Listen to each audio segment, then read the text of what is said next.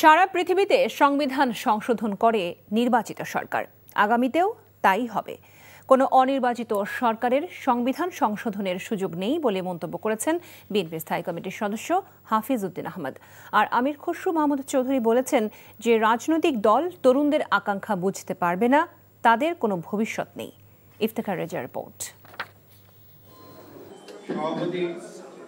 রাজধানীর জাতীয় প্রেস ক্লাবে জাতীয়তাবাদী মুক্তিযোদ্ধা দলের প্রতিষ্ঠা বার্ষিকী উপলক্ষে এক আলোচনা সভায় হাফিজ উদ্দিন আহমেদ যারা পিআর পদ্ধতিতে নির্বাচন চায় তাদেরকে জনমত যাচাইয়ের আহ্বান জানান। বলেন, আগামী নির্বাচন কিভাবে হবে সেটি দেশের জনগণ নির্ধারণ করবে।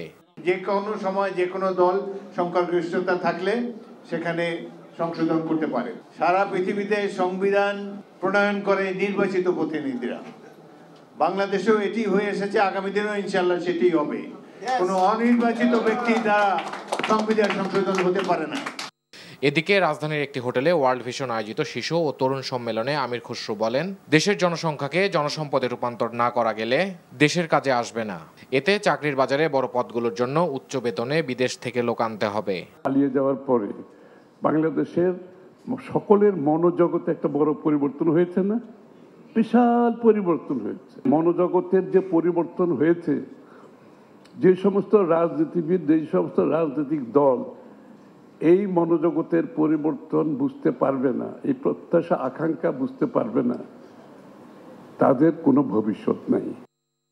বিএনপির এই নেতা বলেন, দেশের উন্নয়ন ধারণায়ও পরিবর্তন আনা জরুরি। Iftekhar Reza, NTV news, Dhaka. Bundle থাকলে প্রতি সেনমানিতে টাকা বাঁচবে।